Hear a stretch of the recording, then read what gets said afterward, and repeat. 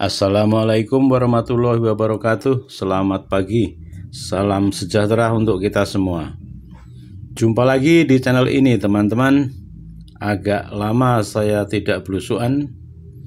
Baiklah, untuk belusuan kali ini saya bergabung dengan komunitas pelestari budaya Jawa yang bernama Kandang Kebo dengan acara Sarasehan Memahami Keris di Sanggar Pembuatan Keris milik Kang Arok pada hari Minggu tanggal 13 November yang lalu. Keris sudah cukup lama ditetapkan sebagai warisan dunia oleh UNESCO bersama angklung dan batik. Saya tidak memiliki keris dan saya juga tidak mengerti keris. Keris yang selama ini saya ketahui hanya sebagai pelengkap busana dalam acara pernikahan ternyata memiliki makna filosofis yang mendalam, sekaligus juga proses pembuatannya yang unik dan rumit. Keris dibuat oleh empu, disimpan dan dirawat sebagai benda pusaka, diperjualbelikan dengan harga yang sangat mahal, juga dikagumi bahkan dijadikan koleksi oleh orang-orang asing yang bukan keturunan orang Jawa. Dan kini orang Jawa sendiri mungkin juga banyak yang tidak paham tentang keris. Salah satunya adalah saya. Video yang akan saya buat ini terbagi ke dalam dua bagian. Bagian pertama adalah tentang etika dan estetika memperlakukan keris, sedangkan bagian kedua adalah tentang proses pembuatan keris. Di dalam video ini, Kang Arok akan menjelaskan semuanya, sampai memperagakan proses pelipatan dan pembuatan look pada keris. Selamat menikmati, terima kasih atas subscribe, share, dan komennya. Sekedar belajar tentang etika ketika kita ingin atau berkemauan untuk memiliki keris, atau hanya sekedar untuk meminjam keris, atau pengen ngerti atau pengen duweni. Itu di Jawa atau di kebudayaan kita sebenarnya pernah diatur dalam sebuah etika sehingga menjadi sebuah estetika. Catatannya adalah masyarakat kita selalu menjadikan etika itu menjadi estetik, jadi estetika, sehingga di dalam pembahasan keris yang paling tak tekankan pertama itu di etika memperlakukan keris.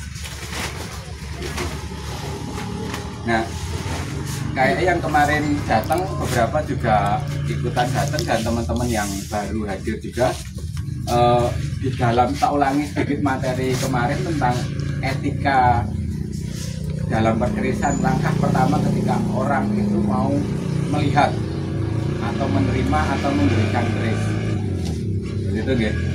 Jadi diharapkan kita nggak usah mulu-mulu ketika kita menjumpai produk serupa atau keris-keris di luar sana, itu kita tahu cara memperlakukannya seperti apa, agar supaya nantinya ketika kita bisa memperlakukan si benda mati ini, hanya sekedar benda mati ini, diharapkan nanti kita tuh bisa memperlakukan hal-hal lain yang lebih baik. Nah, kemarin tak contohkan untuk etika meminjam keris, atau lebih tepatnya ketika kita ada rasa ingin tahu untuk mengetahui keris, lebih baik jika keris itu dimiliki oleh seseorang, itu kita minta izin. Itu kita udah nggak tabu lagi, minta izin pertama. Nah, minta izin di sini dalam bentuk si pemilik ini rela atau tidak kerisnya dilihat. Karena mohon maaf, kemarin udah tak paparkan cukup detail bahwa keris ini adalah aib. Mohon maaf, keris ini adalah aib. Kita punya produk kebudayaan aib yang tertinggi. Bahasa saya aib karena kenapa? Kita tahu bagian kecil dari keris, kita tahu siapa pemilik keris ini, karakternya, wetonnya, sampai ke kelemahan wadi, sehingga keris ini adalah aib. Sehingga kemarin Prof Timbul sudah menyampaikan bahwa di masa yang lampau masyarakat Jawa tanpa keris itu tidak Jawa. Begitu. Sehingga identitas si pemilik atau orang Jawa tersebut dimanifestasi atau dikristalisasi dalam bentuk wujud keris, salah satunya. Nah, sehingga tolong dicatat bahwa keris di sini menjadi aib, sehingga perlu adanya etika untuk kita dapat mengkonsumsinya atau menikmati keindahan dari keris itu sendiri. Pertama minta izin. Kalau memang diperbolehkan, kita lanjutkan, tapi kalau tidak kita nggak boleh maksa. Nah, kemarin sebenarnya materinya lebih banyak ke kita mencoba memberikan pengalaman ke teman-teman untuk hanya sekedar membuka keris, menerima, memegang, mengamati, tidak begitu detail sebenarnya. Materi yang tak sampaikan tentang bagian-bagian keris tidak begitu dalam. Cukup di situ saja, itu sudah lebih baik daripada kita tidak bisa sama sekali memperlakukannya. Karena keris yang katanya menjadi warisan dunia yang diakui UNESCO itu bukan wujud, tapi intangible, ya kan?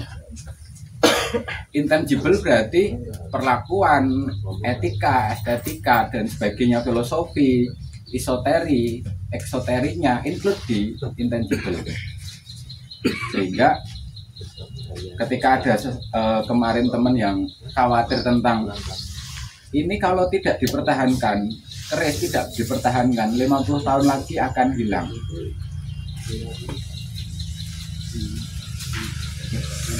Ini keris dengan kondisi yang sangat memprihatinkan. Orang mengatakan ini adalah era Singosari. Sudah dihitung era Singosari terakhir sampai sekarang sudah berapa tahun. Kerisnya nggak habis. Tapi keilmuan tentang keris, etika keris, siapa yang nggak paham? Hilang. Jadi lebih ditekankan ke etika, sehingga ketika nanti intangible masuk ke pembahasan tentang etika dan estetika, kita bagian dari itu yang melestarikan. Kita tidak perlu memiliki keris, tapi kita cukup tahu sedikit tentang cara memperlakukan keris yang baik. Itu sudah satu support system dari teman-teman kalian. Nah, ketika sudah dapat izin, si pemilik keris akan menyerahkan keris, otomatis. Si pemilik keris ini tak peragakan. Sebenarnya ini fleksibel ya, subjektif ya.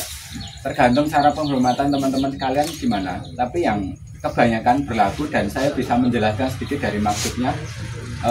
Tak sampaikan bahwa cara menyerahkan keris itu tangan si penyerah, pemberi itu di bawah. Ini muka keris, anggap saja ini muka keris. Si muka keris menghadap si yang menyerahkan. Tujuannya apa? Ini dalam keadaan damai, kita tidak ada konflik apapun dan tidak dalam keadaan menyerang. Kurang lebih seperti itu. Terus akhirnya nanti si penerima keris menerimanya dari atas dengan tangan yang baik. Dewi kan cilik dari tangan siapa ini sini. Yang nomor ini. Nah, ketika sudah diterima ke yang pengen mengetahui keris,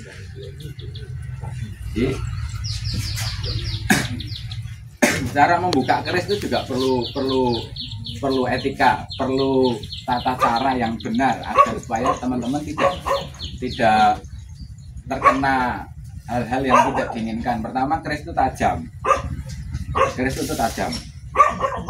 Sehingga nanti kalau kita salah perlakuan, dikhawatirkan nanti kita sendiri yang lupa. Di sini ada namanya ricakrek. Ricakrek itu bagian kecil dari warongko keris. Setiap keris pasti mempunyai ricakrek. Nggak ada yang nggak punya ricakrek. Fungsi ricakrek ini adalah tombol untuk tatakan, untuk nantinya akan didorong Dan fungsi tricakra itu untuk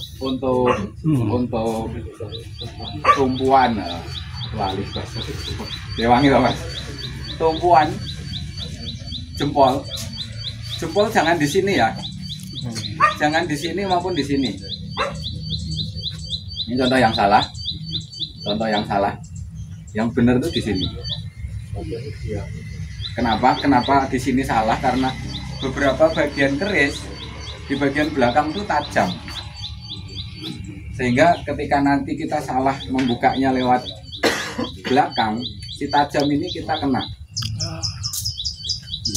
Ya, kalau di depan, apalagi depan lebih tajam lagi karena ada kembang kacang, nyantol enggak raiso copot, boleh.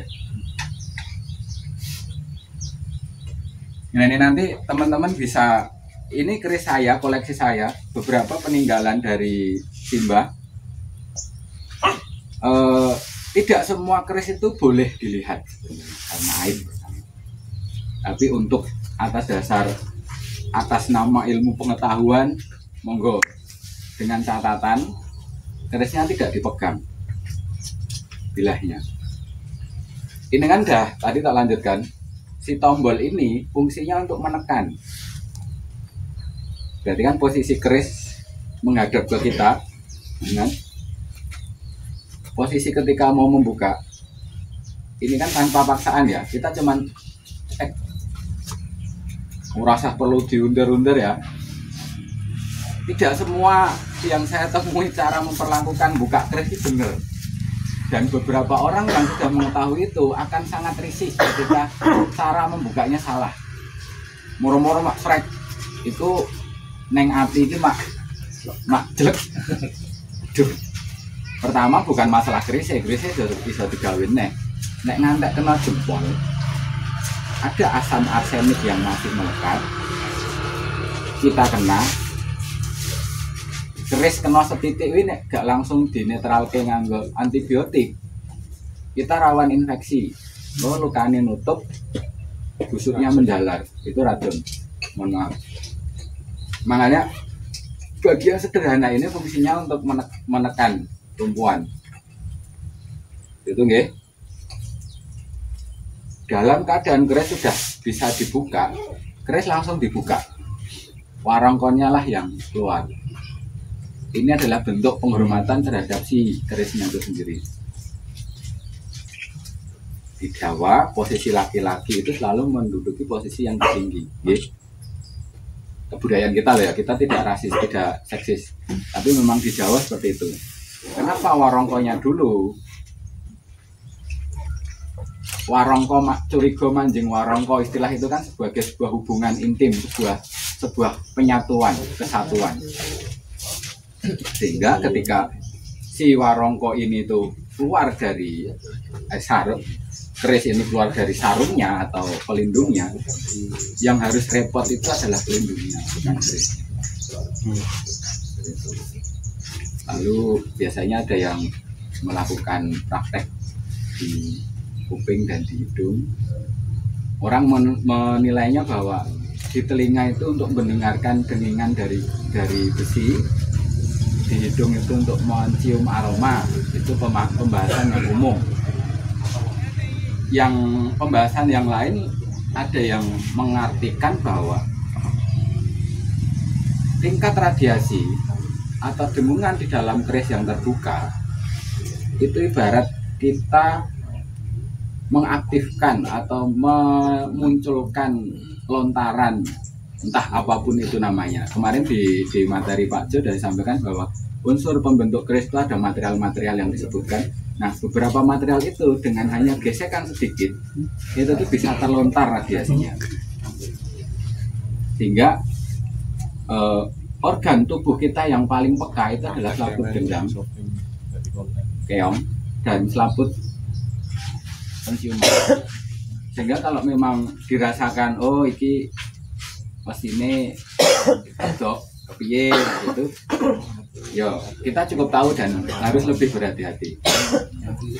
Yang sampai akhirnya yo dicium di sini berarti didekatkan ke selaput penciuman ini si radiasi atau si pancaran energi itu rasanya kalau gerenge kayak gitu. Tapi ini kan etika yang dilakukan yang sebenarnya ada maksud lain yang mau disampaikan. Berbeda dengan ketika kita hanya sekedar membuka keris maksreng waton cical kecil gitu. Akan lebih aman diri kita sebagai seorang yang membuka keris daripada kita mengesampingkan etika itu.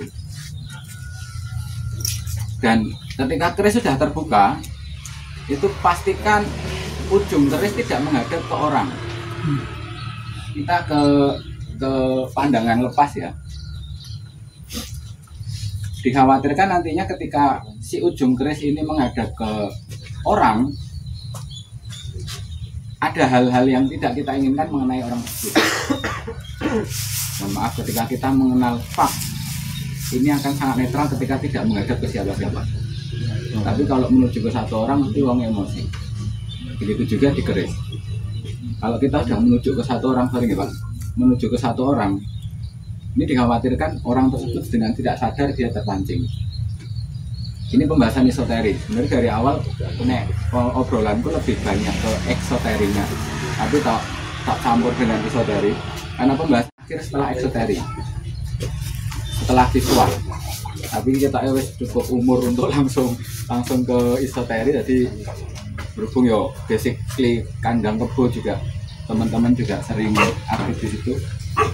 Tak campur ya. Jadi sebenarnya eksoteri dulu, baru ke esoteri. Ekso itu berarti tampak luarnya. Nah, kita bisa melihat detail keris yang kita inginkan, yang kita harapkan. Pengen belok, sekedar pengen belok toh. Dari pamor, lipatan, bahan, tempaan, dari rician dan sebagainya, kita bisa tahu. Ini jenis pamor kayak Jogi Nurung itu karakternya ada wongkon dan ada garis tengah lurus ke atas. Kita akan praktek, bukan melipat lebih tepatnya, praktek merasake kecipratan mowo. Iya rasane kecipratan mowo. Saya tidak menawarkan untuk praktek melipat karena proses melipat ini harus dengan temperatur yang tepat. Praktek ngerasake kecipratan mowo. Di tempat berkecipratan lembaga.